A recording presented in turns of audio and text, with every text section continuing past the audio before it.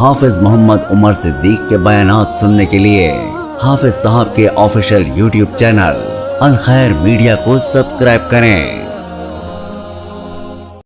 وَأَشْهَدُ أَن لَّا إِلَٰهَ إِلَّا اللَّهُ وَحْدَهُ لَا شَرِيكَ لَهُ وَأَشْهَدُ أَنَّ مُحَمَّدًا عَبْدُهُ وَرَسُولُهُ أَمَّا بَعْدُ فَإِنَّ خَيْرَ الْحَدِيثِ كِتَابُ اللَّهِ وَخَيْرَ الْهَدْيِ هَدْيُ مُحَمَّدٍ صَلَّى اللَّهُ عَلَيْهِ وَآلِهِ وَسَلَّمَ وَشَرَّ الْأُمُورِ مُحْدَثَاتُهَا وَكُلَّ مُحْدَثَةٍ بِدْعَةٌ وَكُلَّ بِدْعَةٍ ضَلَالَةٌ وَكُلَّ ضَلَالَةٍ فِي النَّارِ۔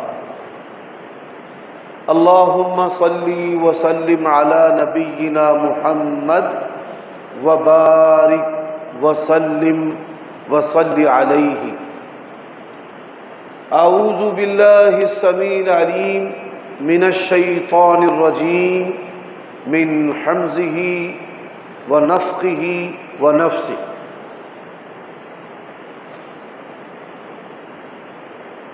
یا نساء النبی لستن کاحد من النساء۔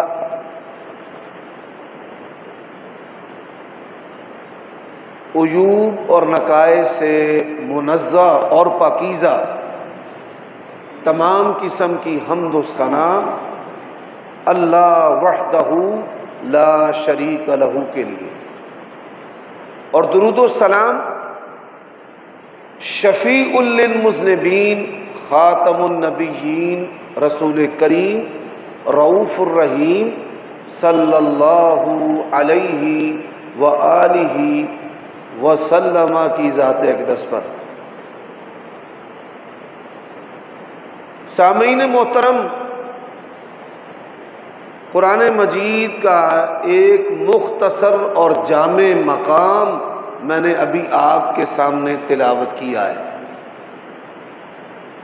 یہ سورۃ احزاب کی آیت کریمہ کا ایک ٹکڑا ہے۔ اس کا معنی کیا ہے کہ نبی علیہ الصلوۃ والسلام کی جو بیویاں ہیں ان جیسی روئے زمین پر کوئی بھی عورت نہیں، وہ عام عورتوں جیسی نہیں ہے۔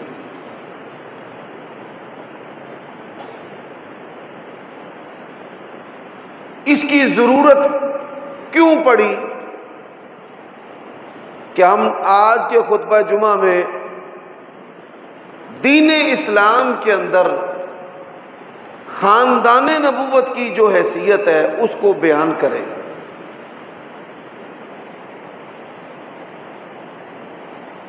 آپ صلی اللہ علیہ وآلہ وسلم نے اپنی امت میں جو آنے والے فتنے ہیں ان فتنوں سے بچانے کے لیے اور خبردار کرنے کے لیے حذیفہ بن یمان رضی اللہ تعالیٰ عنہ بیان کرتے ہیں کہ قیامت کی صبح تک کے لیے جتنے بھی فتنے تھے وہ نبی علیہ السلام نے سب بتا دیے۔ یاد رکھنے والوں نے اسے یاد رکھا اور جو بھولنے والے تھے وہ بھول گئے۔ اب امت کے اندر جو فتنے ہیں، ایک تو فتنہ ہے جو نبی علیہ الصلوۃ والسلام کی ذات کے اوپر حرف گیریاں کیا کرتے تھے۔ یہ فتنہ جو ہے یہ منافقین کا فتنہ ہے۔ ہر وقت وہ اس تاڑ میں رہتے تھے کہ آپ صلی اللہ علیہ وآلہ وسلم کو تکلیف دی جائے، آپ کی ذات کے بارے میں، آپ کے خاندان کے بارے میں۔ اور اسی طرح خوارج کا فتنہ ہے، تقوی نیکی کے نام پر آپ صلی اللہ علیہ وآلہ وسلم پر تنقید کرنا۔ اس نے کیا جسارت کی؟ اے محمد صلی اللہ علیہ وسلم عدل کرے۔ تو آپ نے فرمایا اگر میں عدل کرنے والا نہیں تو کون عدل کرنے والا ہے؟ من یعدل الا مع عدل۔ اب یہ دو طبقے ہیں، ان کے بارے میں قرآن اور سنت نے ہمیں خبردار کیا ہے۔ تیسرا طبقہ بھی ہے، آپ صلی اللہ علیہ وآلہ وسلم نے فرمایا لا تسبوا اصحابی، میرے کسی بھی صحابی کو، کمپینین کو برا نہیں کہنا، بلکہ آپ صلی اللہ علیہ وسلم نے فرمایا اکرموا اصحابی، میرے صحابہ کی عزت کرنی ہے۔ اب صحابہ کرام کو برا نہیں کہنا، ان کی عزت کرنی ہے، کیوں؟ ان لوگوں نے ہر عسر اور یسر میں، تنگی اور آسانی میں اللہ کے نبی کا ساتھ دیا ہے، ہجرتیں کی ہیں، مال کی قربانیاں دی ہیں، گھر بار کی قربانیاں دی ہیں، آپ کے ساتھ لڑے ہیں۔ قرآن مجید اور سنت اور سیرت، اگر اس میں سے نبی علیہ الصلوۃ والسلام کے صحابہ کرام کو، آپ کے خاندان کو اگر الگ کر دیا جائے تو دین اسلام میں کچھ نہیں بچے گا۔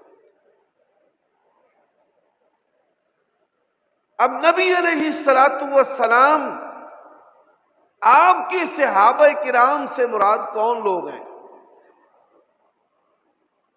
دو طرح کے لوگ ہیں۔ ایک وہ لوگ ہیں جو نبی علیہ الصلوۃ والسلام کے رشتہ دار ہیں، آپ کے چچا اور چچا کی اولادیں، آپ صلی اللہ علیہ وسلم کی بیویاں، آپ صلی اللہ علیہ وسلم کی اولاد، اور آپ صلی اللہ علیہ وآلہ وسلم کے جو نواسے اور نواسیاں ہیں، یہ سب خاندان نبوت ہے، یہ بھی صحابہ کرام کے اندر شامل ہے۔ اور پھر صحابہ کرام کے اندر وہ لوگ کہ جو آپ صلی اللہ علیہ وسلم کے رشتہ دار تو نہیں ہیں، لیکن محبت میں رشتہ داروں سے بھی بڑھ کر ہے، اطاعت اور کمالات میں وہ صرف اللہ کے نبی کے صحابہ کو نہیں پیچھے چھوڑ کر گئے، بلکہ افضل الصحابۃ بعد الانبیاء، تمام نبیوں کے تمام صحابہ کرام کو انہوں نے عمل میں، اطاعت میں، اللہ کے نبی کی محبت میں، فرما برداری میں پیچھے چھوڑ دیا ہے۔ اور تمام نبیوں کے تمام صحابہ کرام سے افضل جو ہیں وہ ابو بکر الصدیق رضی اللہ تعالی عنہ۔ دوسری بات، یہاں پر لوگ جو ہیں وہ نبیوں کو اپنی مرضی سے مانتے ہیں۔ عیسائی جو ہیں وہ کہتے ہیں حضرت عیسیٰ جو ہیں وہ اللہ کے بیٹے ہیں، اور جو ان کو اللہ کا بیٹا نہیں مانتا انہوں نے حضرت عیسیٰ کو نہیں مانا۔ اللہ کے نبی علیہ الصلوۃ والسلام نے فرمایا مجھے ایسے مت بڑھانا جیسے نصرانیوں نے عیسیٰ علیہ الصلوۃ والسلام کو بڑھایا اور ان کو اللہ کا بیٹا بنا دیا۔ میں اللہ کا بندہ ہوں اور اللہ کا رسول ہوں۔ لیکن امت مسلمہ نے کیا کیا ہے؟ امت مسلمہ نے اس کام کے اندر یہود و نصارہ کو بھی پیچھے چھوڑ دیا ہے، اور انہوں نے نبی علیہ الصلوۃ والسلام کو اللہ تعالیٰ کے برابر کھڑا کر دیا۔ آپ دیتے ہیں ہم کھاتے ہیں، اور آپ جو چاہیں کریں، کن فیکون دی شان والے۔ یہ کن فیکون کی شان جو ہے وہ اللہ کی شان ہے۔ اگر ان چیزوں کا انکار کیا جائے تو کہتے ہیں کہ آپ نے نبی علیہ الصلوۃ والسلام کو نہیں مانا، آپ گستاخ ہیں، آپ سے نبی علیہ السلام کے جو فضائل ہیں وہ برداشت نہیں ہوتے۔ اس طرح کی باتیں جو ہیں وہ کی جاتی ہیں۔ حضرات اسی طرح کچھ لوگ ہیں جو حضرت علی کو الہ مانتے ہیں۔ اگر حضرت علی کو خلیفہ راشد مانا جائے، اللہ کا بندہ مانا جائے، خاندان نبوت کا فرد مانا جائے، نبی علیہ السلام کا جانثار مانا جائے، آپ کا داماد مانا جائے، تو کہتے ہیں کہ آپ نے مولا علی کو نہیں مانا۔ لوگوں نے اپنے اپنے معیار جو ہیں وہ ماننے کے بنائے ہوئے۔ حضرات بالکل اسی طرح اہل بیت کی محبت کا پرچار کیا جاتا ہے، بڑی اچھی بات ہے۔ اہل بیت اگر ان کو تسلیم نہ کیا جائے تو نبوت اور رسالت کا جو مکمل تصور ہے وہ ہو ہی نہیں سکتا۔ لیکن اہل بیت ان کو ماننا ہے اپنی مرضی سے۔ وہ مرضی کیا ہے؟ اللہ کے نبی کی بیٹی ایک ہے، اوروں کو نہیں ماننا، اور کہتے کیا ہیں؟ ہم اہل بیت کو مانتے ہیں۔ بھئی اہل بیت کو ماننے کا مطلب یہ ہے کہ اللہ کے نبی کی ایک بیٹی ہے اور بیٹیاں نہیں ہیں۔ ہم اہل بیت کو مانتے ہیں پر اللہ کے نبی کی بیویوں کو نہیں مانتے۔ اہل بیت کو مانتے ہیں پر نبی علیہ السلام کے چچا، ان کی جو شان اور فضیلت ہے ان کو نہیں مانتے۔ بھئی اہل بیت کو ماننے کا مطلب یہی ہے، مرضی ہماری ہے، بیٹی بھی ایک ہے، اور علی جو ہے دمہ دم مست کلندر، علی دا پہلا نمبر۔ اس لیے میں نے یہ ضروری سمجھا ہے کہ میں یہ تعارف کرواؤں کہ ہم اہل بیت کو مانتے ہیں، اور اہل بیت کو ماننے کا مطلب کیا ہے۔ صحیح مسلم کے اندر حدیث ہے، اللہ کے نبی علیہ السلام نے فرمایا، دو چیزیں میں تمہارے اندر چھوڑ کر جا رہا ہوں، ایک اللہ کی کتاب ہے اور ایک میرے اہل بیت ہیں۔ یہ بڑی مشہور حدیث ہے۔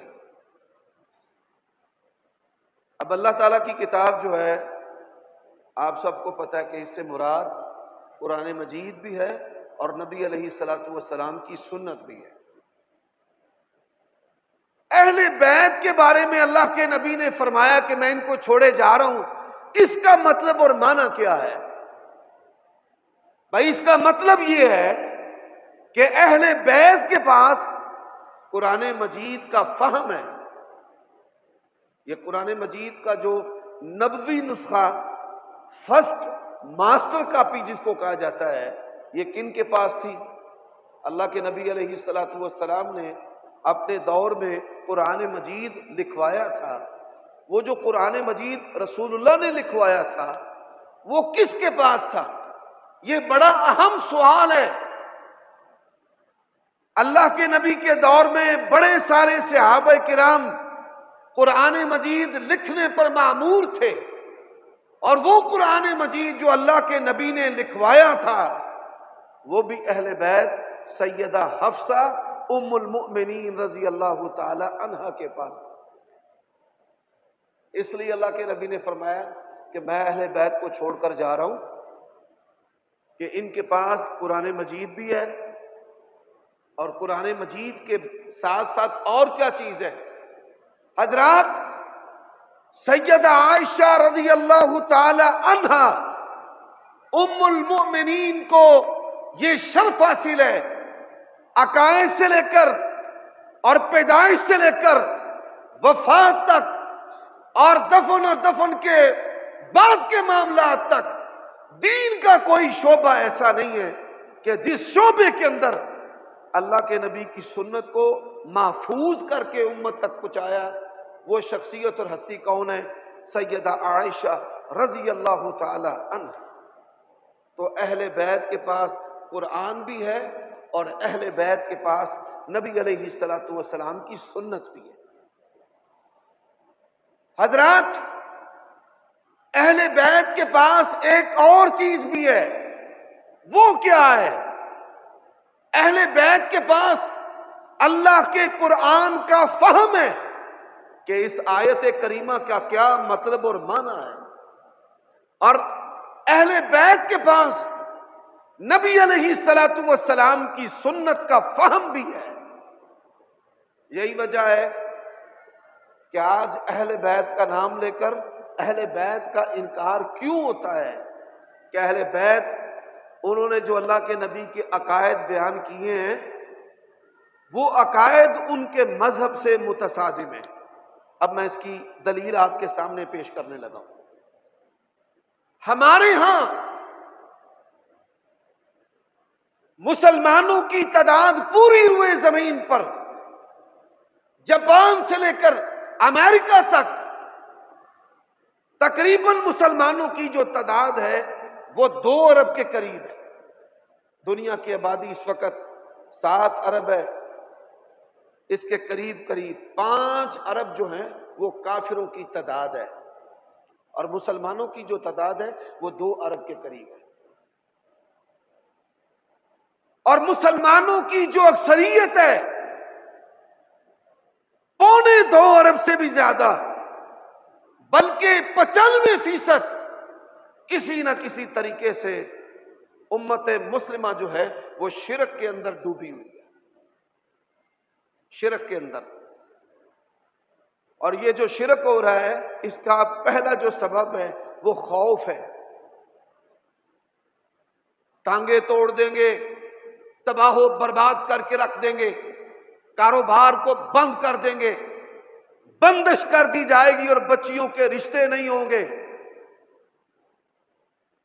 خوف کی بنیاد پر صرف اللہ کی بندگی ہو سکتی ہے، روئے زمین پر کسی فرد کی اور کسی جماعت کی بندگی یہ شرک ہے۔ حضرات، اللہ تعالیٰ نے قرآن مجید میں یہ بات ارشاد فرمائی ہے کہ میرے بندے 2 بنیادوں پر مجھے پکارتے ہیں۔ ایک، انہیں نقصان کا ڈر، خوف اور خدشہ ہوتا ہے، وہ مصیبت میں پھنس جاتے ہیں تو مجھے یاد کرتے ہیں۔ تتجافا جنوبہم عن المضاجع یدعون ربہم خوفا وطمعا۔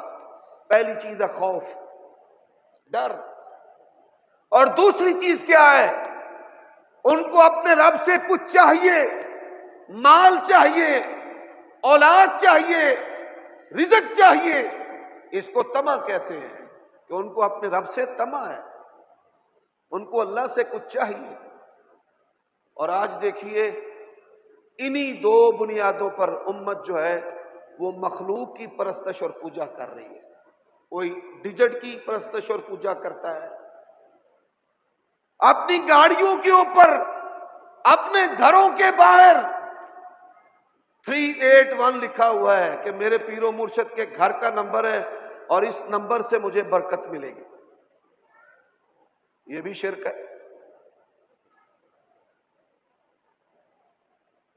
اور پھر ان حالات کے اندر عامل امت کا کوئی طبقہ ایسا نہیں، خواہ وہ اپنے آپ کو اہل حدیث کہتے ہوں، اہل سنت کہتے ہوں، کہ جن کے اندر یہ جادو، جنات اور تعویذ لکھنے والے، یہ ٹونے منتر کرنے والے جو ہیں، یہ بھی بدعقیدگی اور شرک پھیلانے کے اندر مصروف ہے کہ ہم تقدیریں بدل دیتے ہیں، ہم نقش دیں گے اور ایسے ہو جائے گا، اور ہم عمل کریں گے اور ایسے ہو جائے گا۔ امت کا مال بھی لوٹا جا رہا ہے اور امت کی عزتوں کو بھی لوٹا جا رہا ہے، کوئی طبقہ بھی اس سے بچا ہوا نہیں۔ یہ جو صوفیت ہے، خانقاہی نظام ہے، یہ صوفیت اور یہ خانقاہی نظام اور یہ تعویذ داغا جو ہے، امت کا کوئی طبقہ ایسا نہیں ہے کہ جس کے اندر یہ موجود نہ ہو، اور یہ شرک ہے۔ دوسری چیز کیا ہے؟ امت کا کوئی طبقہ ایسا نہیں جس کے اندر فکر خوارج نہ ہو، کافر، کافر، لعنتی، جہنمی، یہ گردانے ہیں اور ان چیزوں کے اوپر فرقے بنے ہوئے ہیں، اور یہ دونوں چیزیں ایسی ہیں کہ جس سے اللہ کے نبی علیہ الصلاۃ والسلام نے اپنی امت کو خبردار کیا ہے۔ میرے بھائیوں دوستو، اب سیدہ عائشہ رضی اللہ تعالی عنہا اور اہل بیت نبی علیہ الصلاۃ والسلام کا جو خاندان ہے، ان کے پاس عقیدے کا، دین کا فہم ہے۔ اب اس فہم کی میں چند مثالیں رکھنے لگا ہوں آپ کے سامنے۔ آج جو لوگ شرک کے اوپر لگے ہیں، شرک کے اوپر لگا رہے ہیں، ایک چیز ان کے اندر مشترکہ ہے، فلاں بندے کو پوشیدہ چیزوں کا علم ہے۔ انہیں سارا صاحب لا لیا۔ میں اس کے پاس گیا تو اس نے ساری چیزیں بتا دی۔ اسی اہل حدیث ہاں، اسی مان دیتے نہیں، پر بھائی پر کیا ہے؟ اس نے سب کچھ ہی بتا دیا ہے۔ یہ جتنے بھی شرک کرنے والے ہیں ان کا تعلق خانقاہی نظام سے ہو، تویز دھاگوں سے ہو، شوبدوں سے ہو، کرامتوں سے ہو، ایک چیز ان کے اندر یہ پائی جاتی ہے کہ بھئی پوشیدہ چیزوں کا علم جو ہے وہ اس کے پاس ہے۔ اور لوگ کیا کہتے ہیں؟ قاری صاحب میرا صاحب تے لاؤ، استخارہ تے کرو، اور یہاں پر لوگ بیٹھے ہوئے ہیں، پیسے دو، ہاتھوں ہاتھ استخارہ، ہاتھوں ہاتھ استخارہ، ماں کا نام پوچھتے ہیں، استعمال شدہ کپڑے لے کر آؤ، اور پھر فیصلے کرتے ہیں۔ وہ کام جو اللہ کے نبی نہیں کر سکے وہ کام کرتے ہیں۔ ایتھے رشتہ کر لو، ایتھے نہ کرے آ جائے، اے کاروبار کر لو، اے نہ کرے آ جائے۔ میرے بھائیوں دوستو، اب سیدہ عائشہ کیا فرماتی ہیں سنیے۔ آج خاندان نبوت کو اس امت نے چھوڑا ہے تو کیوں چھوڑا ہے؟ بخاری کے اندر یہ حدیث ہے، سیدہ عائشہ فرماتی ہیں، من حدثک ان محمدن یعلم الغیبہ، جو بندہ بھی آپ سے بیان کرے کہ اللہ کے نبی غیب جانتے ہیں، وہ سب سے بڑا جھوٹا شخص ہے۔ قل لا یعلم من فی السماوات والارض الغیب الا اللہ، زمین و آسمان کی پوشیدہ چیزوں کو جاننے والا کون ہے؟ اللہ۔ خاندان نبوت کہتا ہے کہ اللہ کے نبی بھی عالم الغیب نہیں ہے، اور یہاں پر کہا جاتا ہے نبی بھی، ولی بھی، اور قبر والا بھی۔ اور اس سے بڑا ظلم کیا ہو سکتا ہے؟ آج امت کے اندر بڑے بڑے لوگوں کا یہ ذہن ہے، مردہ جڑا نا یہ سنتا ہے۔ بھائی اگر مردہ سنتا ہے تو اسے دفنانے کی کیا ضرورت ہے؟ اسے گھر ہی رکھ لیا کرو۔ اچھا جی، مردہ سنتا ہے، قبر سے بھی نکل آتا ہے، روحیں جو ہیں وہ جمعرات کے جمعرات آتی ہیں، باڈی جو ہے وہ ٹرانسفر ہوتی ہے، یہ ہندوؤں کا عقیدہ ہے۔ آتما، پرماتما، مہاتما، یہ ان کا عقیدہ ہے، اور یہ عقیدہ مسلمانوں کے اندر بھی ہے۔ بھائی فقیر کی شکل میں مرنے کے بعد بابا جی جو ہیں وہ ہمارے دروازے پہ آئیں گے، اور آنے سے پہلے کپڑے بھی، کھانا بھی، ہر چیز تیار رکھتے ہیں، اور جب کوئی اجنبی فقیر دروازے پر آتا ہے تو سمجھتے ہیں یہ ہمارا بابا ہی ہے، جسم اور ہے، روح ہمارے بابے کی ہے، جوتی بھی، کپڑے بھی، کھانا بھی، ساری چیزیں اس کو دیتے ہیں۔ اچھا، یہ جو لوگ کہتے ہیں جی بابے جو ہیں مرنے کے بعد سنتے ہیں، آتے ہیں، سن لیں، اللہ کے نبی نے فرمایا دو چیزیں تم میں چھوڑے جا رہا ہوں، ایک اللہ کی کتاب ہے، ایک میرے اہل بیت ہیں۔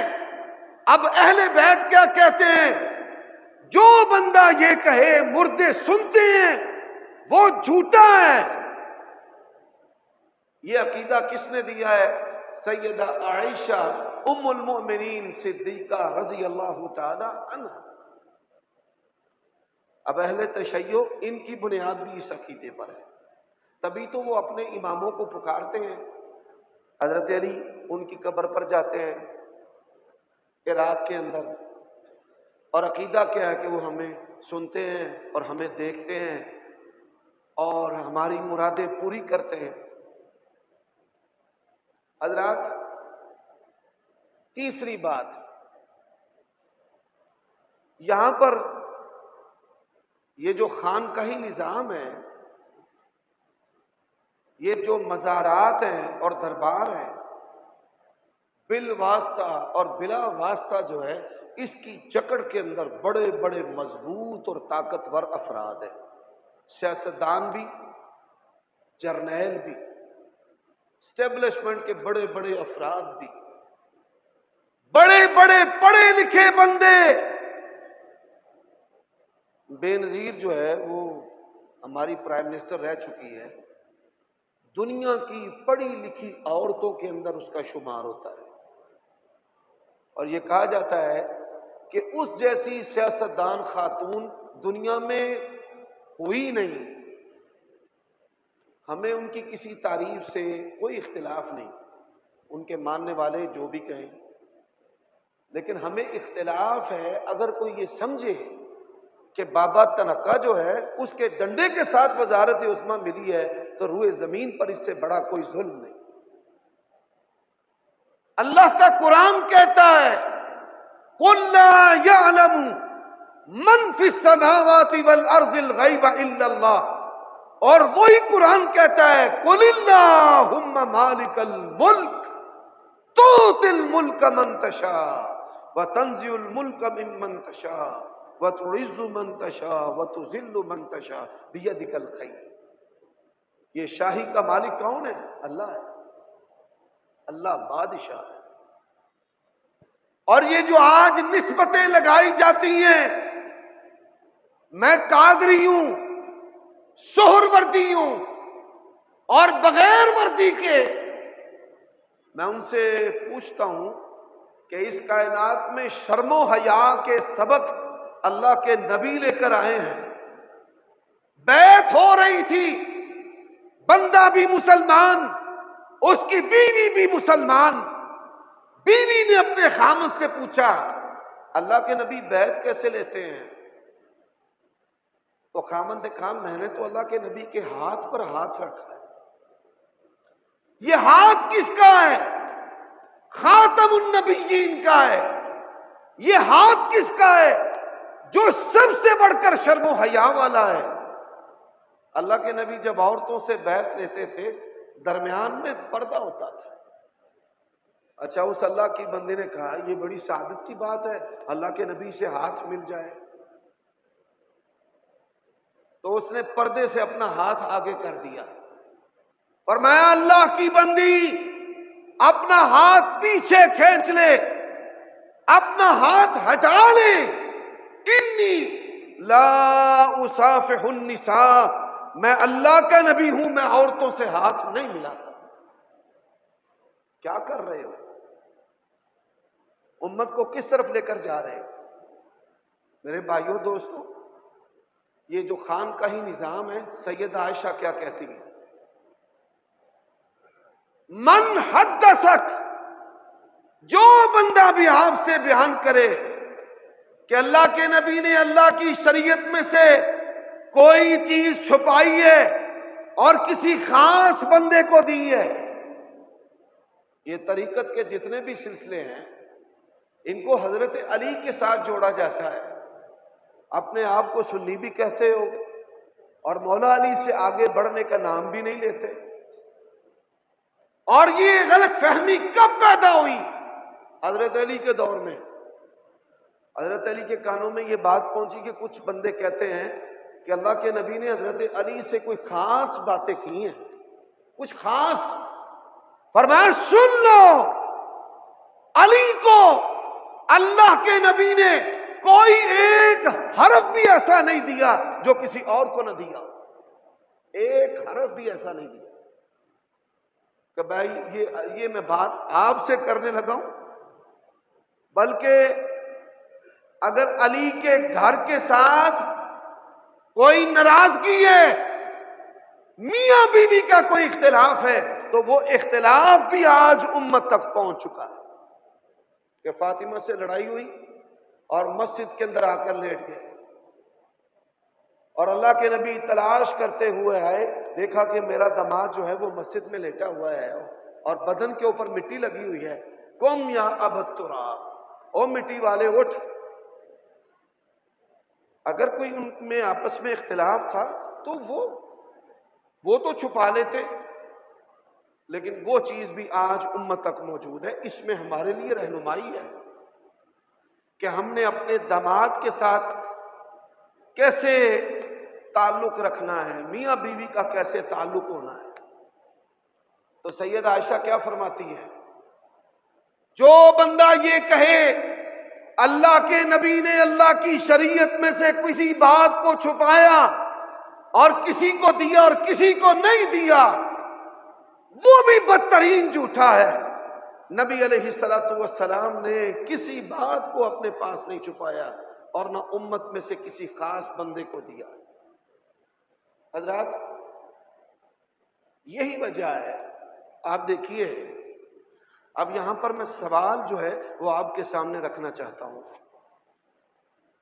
سید عائشہ فرماتی ہیں اللہ کے نبی کے گھر کا چولہا 3 دن مسلسل نہیں چل پاتا تھا، آپ کے گھروں میں برتنوں کی ضرورت تھی، سامان کی ضرورت تھی، کسی بیوی کے گھر میں چارپائی تھی، کسی کے گھر میں محمدی بسترا تھا، اور پھر کئی دفعہ اللہ کے نبی آتے، گھر میں فاقے ہوتے، آپ پوچھتے کہ کوئی چیز کھانے کو ہے اور میں کہتی کہ یا رسول اللہ گھر میں کوئی چیز نہیں ہے، تو اللہ کے نبی صلی اللہ علیہ وسلم فرماتے تھے اگر کھانے کے لیے کچھ نہیں ہے تو میں نے بھی روزہ رکھ لیا۔